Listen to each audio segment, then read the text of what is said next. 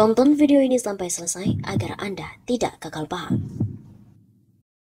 Ditemukannya bukti yang cukup untuk menetapkan saudara FB selaku Ketua KPK RI sebagai tersangka dalam perkara dugaan tindak pidana korupsi berupa pemerasan atau penerimaan gratifikasi atau penerimaan hadiah atau janji oleh pegawai negeri atau penyelenggara negara yang berhubungan dengan jabatannya terkait penanganan permasalahan hukum di Kementerian Pertanian Republik Indonesia pada kurun waktu tahun 2020 sampai dengan tahun 2023 sebagaimana dimaksud dalam pasal 12E kecil atau pasal 12B besar atau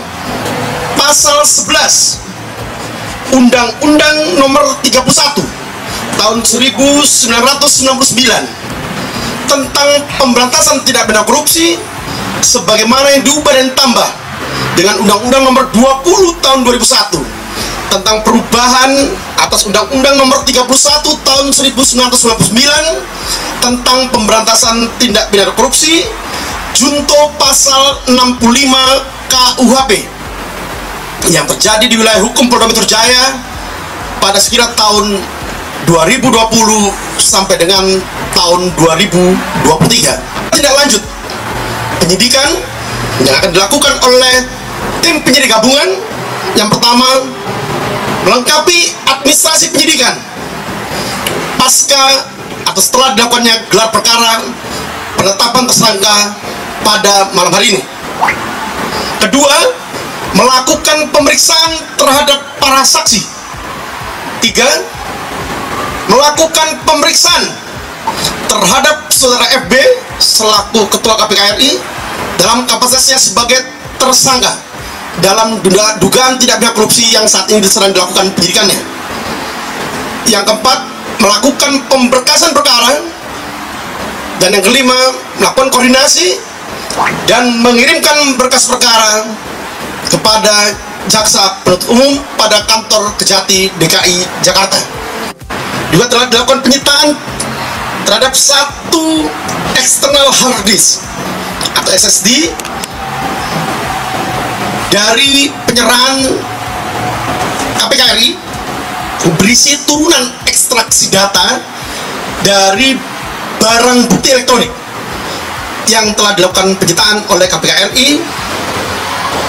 Kemudian yang kelima, juga telah dilakukan penyitaan terhadap ikhtisar lengkap LHKPN atas nama FB pada periode waktu mulai tahun 2019 sampai dengan tahun 2022.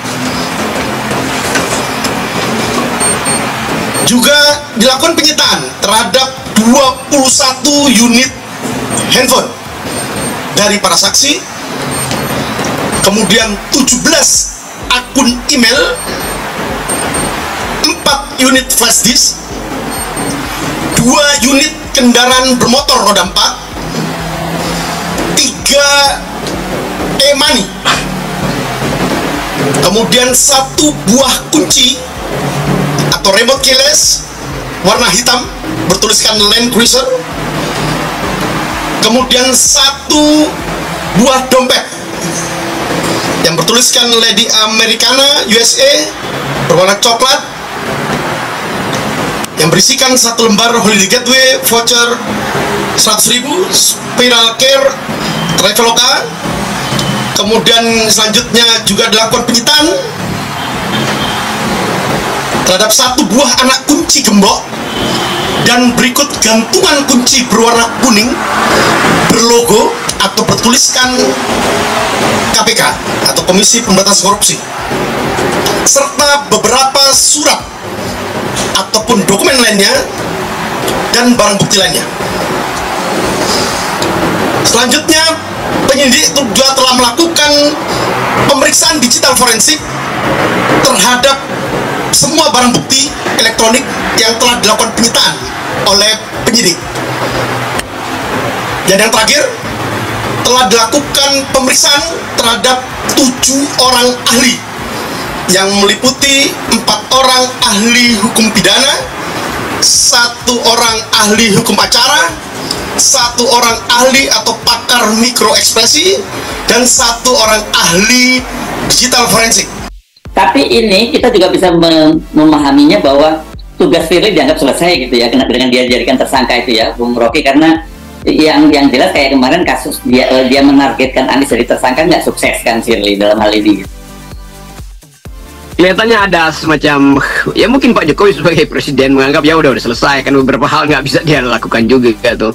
Dan kan seharusnya diperpanjang Desember kan, jadi ya, kelihatannya memang difinalkan sebelum surat perpanjangan itu diresmikan untuk ditambahkan pada Firly masa jabatan itu.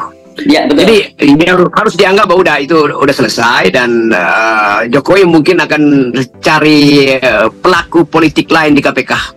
Pelaku politik artinya seorang yang dia perlukan sebagai kaki tangan.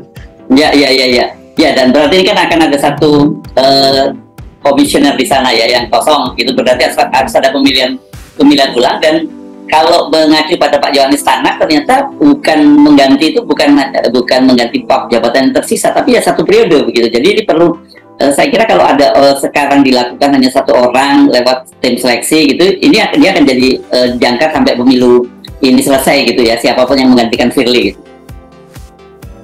Ya mungkin ad hoc juga akhirnya kan. Jokowi bisa keluarin apa aja tuh, mau perpu kayak apa pun. Yang penting KPK masih bisa dipakai sebagai alat kekuasaan. Kan dari awal itu yang dikritik oleh masyarakat sipil bahwa KPK akhirnya ditundukkan sebagai peralatan eksekutif. Dan Jokowi pasti masih memerlukan KPK, tetapi KPK yang ya di-refresh lah. Tapi refresh maksudnya seger kembali, tapi untuk kesegaran politik Jokowi, bukan untuk penegakan hukum. Itu kira-kira itu hasilnya. Jadi blessing, mungkin Jokowi bilang ya udah blessing in disguise, Firly punya kasus, maka saya punya kesempatan untuk ganti. Dan penggantian itu pasti orang yang lebih taat pada Jokowi. Yes, oke. Jadi ini episode Firly kira-kira tutup buku, atau sebenarnya kalau tergantung Firly ya, karena dia sendiri punya banyak buku gitu ya, yang dia mau buka atau tidak bukunya kan gitu. Ya itu istilah bagus tuh, tutup buku, tapi Firly masih punya banyak buku, dan buku itu ada di mana-mana tuh, mungkin disimpan di satu lembaga politik karena kasusnya menyangkut partai politik. Ada yang disimpan mungkin di seorang ahli ekonomi karena itu menyangkut money laundering tuh. Nanti kita lihat tuh bagaimana filenya Firly ini bersebaran di mana-mana juga, termasuk seperti barang buktinya bersebaran di mana-mana, maka filenya Firly ada di mana-mana, dan orang tetap menganggap bahwa Firly masih menyimpan banyak kasus yang satu waktu mesti dia ucapkan itu. Kan nggak mungkin Firly diam-diam aja tuh, kalau begitu mah konyol juga dong si Firly ini. Jadi tetap kita mau lihat nih, ini bukan soal balas dendam, tetapi momentum untuk saling membersihkan diri itu.